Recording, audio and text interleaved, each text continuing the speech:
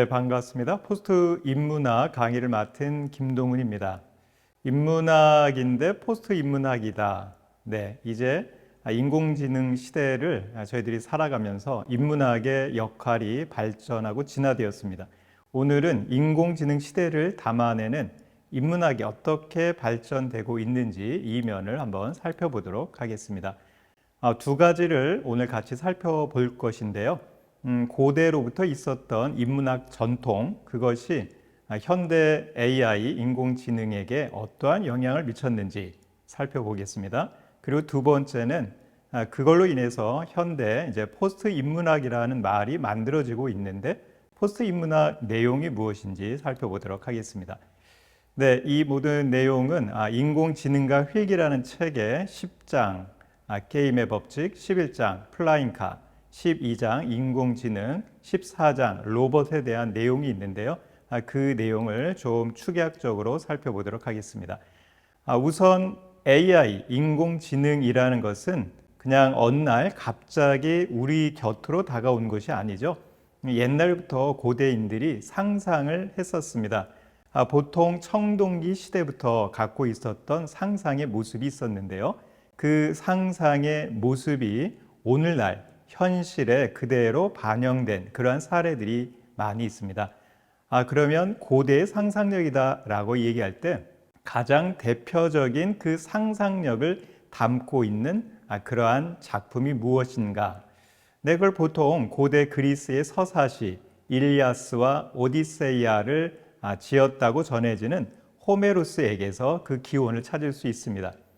호메로스는 기원전 8세기경에 있었던 서사 시인으로 알려져 있는데요. 앞을 못 보는 그 어려움에도 불구하고 많은 작품을 남겨두었습니다. 특별히 일리아스 오디세이아에 있는 천동기 시대의 모든 전통적인 내용들을 하나하나 글로 뽑아내 놓고 있는데요. 지금도 그 일리아스 오디세이아에 있는 많은 파피루스들이 많은 사람들에게 이 글이 무엇인지에 대한 궁금증과 연구의 열정을 쏟아붓게 하고 있습니다. 네, 이 작품 특히 일리아스에 보면은 고대인들의 상상력이 인공지능에 그대로 영향을 미쳤다라고 추측되는 그러한 문구가 있습니다. 일리아스 18권에 보면 이렇게 이야기합니다. 그러자 황금으로 만든 비서들이 주인을 부축해 주었다. 이들은 살아있는 소녀들과 똑같아 보였는데 감정을 지닌 지능, 음성, 힘이 장착되었으며 불멸의 신들에게 작품도 학습하여 알고 있었다. 네, 이렇게 기록되어 있습니다. 여기 보면 오늘날 음성 AI 또 힘을 장착했다라고 할 때는 이미 로봇이 아주 큰 힘을 들이지 않고도 우리 인간에게 편안함을 줄 수 있는 힘이 장착되어 있는 그런 AI 뿐만 아니라 오늘날 감정을 그대로 반영할 수 있는 인간의 감정을 읽고 그 감정을 보면서 또 상대할 수 있는 그러한 AI들이 만들어지고 있는데요. 이미 일리아스에 보면은 황금으로 만든 비서들이 있었고 감정을 지닌 지능도 또 음성도 장착되어 있었고 힘이 장착되었다고 합니다. 그런데 가장 놀라운 것은 불멸의 신들에게 작품도 학습을 받아서 다 알고 있었다 이렇게 기록되어 있습니다. 그렇다면 이게 오늘날 AI가 하고 있는 그 딥러닝이라는 그 학습 개념 이것을 이미 고대인들이 상상했다라는 것을 알 수가 있는 것이죠. 이렇듯 오늘날 현실에 우리가 보고 있는 많은 AI의 그 기본된 생각들이 이미 고대 청동기 시대 상상을 통해 가지고 기원전 8세기에 그 고대인들이 상상했던 것을 기록으로 남아두었다는 것을 알 수 있습니다. 네, 하루아침에 과학의 문명이 만들어지는 것이 아니라 인문학적 상상력이 먼저 있었다라는 것을 알 수 있고요. 인공지능이라는 것도 이미 수천 년 전에 이미 상상으로 우리들에게 다가왔다는 것을 알 수 있습니다. 또 하나의 문헌이 그 일리아스 18권의 다른 부분에서도 이와 비슷한 현대 인공지능 시대를 반영하는 것 같은 상상이 나타나고 있습니다. 무슨 상상일까요? 네, 그것은 바로 플라잉 카에 대한 상상인데요. 이러한 문구가 있습니다. 헤파이스토스는 튼튼한 마루의 벽에다 세워두기 위하여 전부 20개의 산바리를 만들고 있었는데 그 하나하나마다 밑에 황금 바퀴를 달아 저절로 신들의 회의장으로 갔다가 다시 그의 집으로 돌아올 수 있도록 해놓았으니 보기에도 장관이었다. 네, 산바리를 이야기합니다.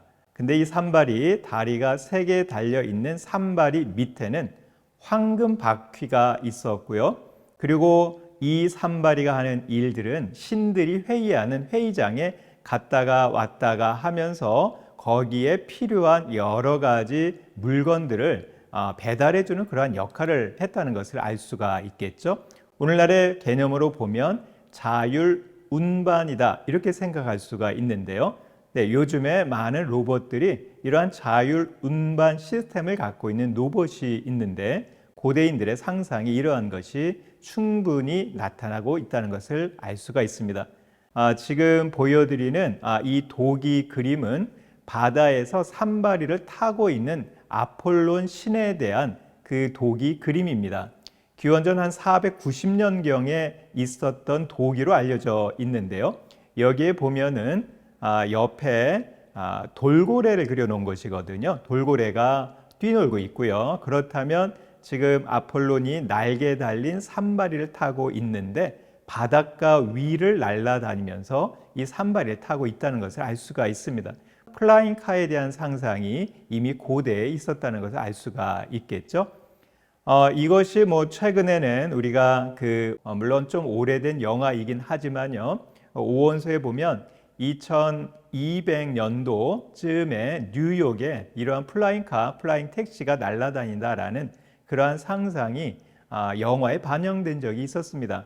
그런데 이미 이것보다도 수천 년 전에 하늘을 날아다니는, 바다 위를 날아다니는 그러한 플라잉카에 대한 상상이 있었다는 것을 알 수가 있겠죠. 그렇다면 현대 우리가 갖고 있는 모든 과학 문명들도 그냥 우리에게 다가오지 않고 이렇듯 상상을 통하여서 우리에게 현실화됐다라는 것을 알 수가 있습니다.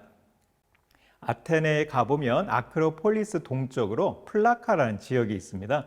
그런데 거기에 이러한 산바리를 늘어놓을 수 있는 산바리 거리라는 것이 있는데요.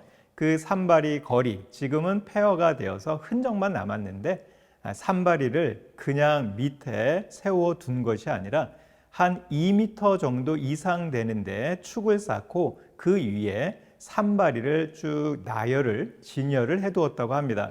그것은 마치 산바리들이 날아다니는 그 위치쯤 되는 그 지역에, 그 곳에, 그 공간에 항상 산바리를 올려놓고 아테네인들이 날아다닌 산바리, 플라잉카에 대한 상상을 했다는 것을 알 수가 있습니다. 또 하나 우리 청동기 시대 문명 그리스에서는 이걸 특별히 미노스 문명이라고 합니다. 기원전 3000년서부터 1100년까지 있었던 문명인데요. 이 문명의 특이한 것이 로봇에 대한 그러한 서사가 많이 등장합니다. 특별히 이 크레테 문명, 크레타라고도 하는 이 문명은요, 우리 고대 그리스 해안 문명이었는데요. 이 문명이 먼저 발달하고 그 다음에 이제 본토로 내려가면서 그 다음 문명이 발전하게 되는데요. 원래 처음으로 있었던 청동기 시대의 그리스에서 이 크레타 문명에 핵심적으로 나타나는 것이 로봇에 대한 이야기입니다. 이 로봇을 신화에서는 탈로스라고 이름을 짓고 있는데요. 이 탈로스는요, 도대체 어떤 모습을 했었을까? 네, 기원전 3세기에 동전에 새겨진 탈로스 상을 보면 이 미노스 문명 시대의 사람들이 탈로스를 무엇으로 상상했는지를 잘 나타내주고 있습니다. 이 탈로스는요, 날개까지 달고 있고요. 아주 위협적인 모습으로 돌을 던져서 이 섬에 침입하고 있는 많은 적들을 공격하는 모습이 나타나고 있습니다. 탈로스라는 이 로봇, 크레타 섬을 하루에 3번씩 순회하면서 적들이 나타나는지 안 나타나는지 보고 있었다라고 이야기하고 있고요. 청동으로 만들어진 로봇이다라고 이야기합니다. 이렇듯 고대의 많은 상상력이 현대의 문명, 특별히 인문학이 인공지능에 지대한 영향을 미쳤다라는 것을 알 수가 있는데요. 여러분 어떠한 상상을 많이 하고 있나요? 네, 그런데요. 이것이 1960년대 들어서 인문학이 너무 상상에만 치우친 것에 대한 비판으로 많은 사람들의 입에 오르내리게 됩니다. 특별히 68 혁명 당시에 많은 대학생들은 인문학이 현실의 문제보다는 현실의 물질성보다는 상상력에만 관심을 갖고 그걸 통해서 모든 걸 가상화시키는 이러한 현상을 굉장히 부정적으로 보게 됩니다. 그래서 현실의 문제에 상상으로만 치우치거나 가상으로만 치우치는 것이 아니라 인문학이 현실의 문제를 좀 더 분석하고 현실을 발전시킬 수 있는 그러한 인문학이 되어야 된다라는 이야기를 하게 됩니다. 그러면 이렇게 인문학이 상상력이나 가상화에만 치우치게 될 때 어떠한 부정적인 모습이 있을까요? 이러한 모습을 잘 나타내주고 있는 책이 하나 있는데요. 환병철 선생님의 피로사에서는 이러한 가상화, 상상력에만 그치는 인문학의 그 피해에 대해서 이렇게 얘기합니다. 과잉 생산, 과잉 가동, 과잉 커뮤니케이션, 과잉 상품, 과잉 언어, 과잉 탐식, 과잉 종교가 초래하는 이른바 긍정성의 폭력의 색이다. 가상만 계속하고 상상만 계속한다면 무엇인가 과잉으로 만들게 된다는 것이죠.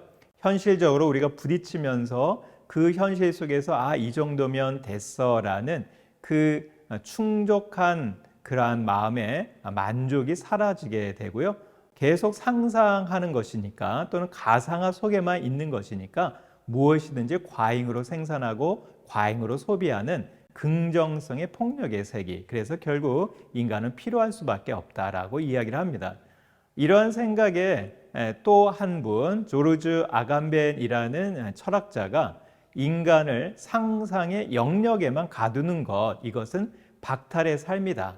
왜냐하면 인간이 상상력만 지닌 존재가 아니라 이 신체라는 물질성도 있는데 신체 물질성을 등한히 하게 된다면 그것은 우리의 삶이 박탈당하는 것이다 라고 이야기를 합니다. 그래서요, 이러한 비판이 계속되다가 이제 2000년대로 접어들면서 이러한 비난의 표적이었던 인문학을 새롭게 거듭나도록 하려는 시도가 있게 됩니다.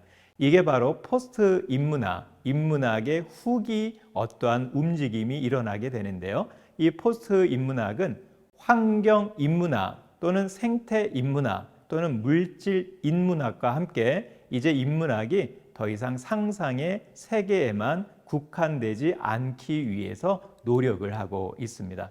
우리가 물질이라고 할 때도요, 물질에 어떤 패턴이 있고 또 물질의 패턴이라는 보이지 않는 패턴 또는 생각해내는 패턴뿐만 아니라 그 물질을 해석해내는 어떠한 패러다임뿐만 아니라 물질이 갖고 있는 바디성, 신체성이 있습니다.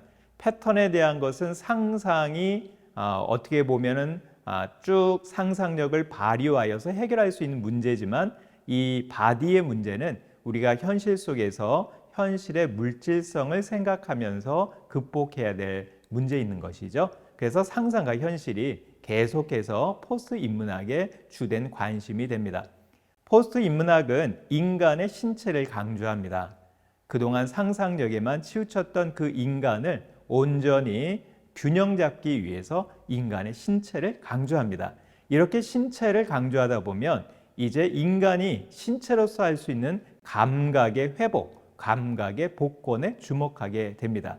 몸이 살아서 감각을 연마시키는 것, 이것이 포스트 인문학이겠죠.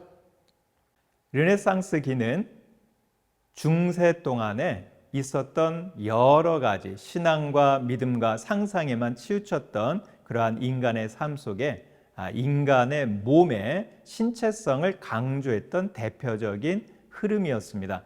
이 그림을 보시면 아주 예수 그리스도 또 거기에 있는 많은 성인들이 신체가 굉장히 튼튼한 건강한 모습으로 강조되는 것을 볼 수가 있습니다. 그 이전 중세에는 항상 예수님의 상이 초라하게 마르신 그러한 몸집이었는데 굉장히 육체미를 한 사람처럼 등장시키고 있는 것이죠. 뿐만 아니라 레오나르도 다빈치 해부학 스케치를 한 그 작품에 보면 등 근육의 해부학 스케치에도 육체성이 굉장히 강조되고 있는데요. 르네상스는 중세 또는 르네상스 초기에 있었던 흑사병으로 인해서 3분의 1이나 되는 많은 사람을 잃게 된 이후에 다시 현실을 직시하면서 인간의 신체와 건강이 얼마나 중요한지를 깨닫고 나서 있었던 흐름이라는 사실을 알 수가 있습니다. 인공지능 시대를 담아내는 인문학의 모습은 어떻게 진화되었나? 네, 지금까지 쭉 말씀드린 걸 통해서 알 수 있는 결론, 그것은 상상력에만 치우치지 않고 우리의 현실, 우리의 신체, 우리의 갖고 있는 감각을 회복하는 것이다 라고 이야기 드렸습니다. 이제 포스트 인문학의 시대, 우리가 상상과 현실을 그대로 균형 잡으면서 함께 발전시키는 그러한 여러분 되시기를 바랍니다. 강의를 들어주셔서 감사합니다.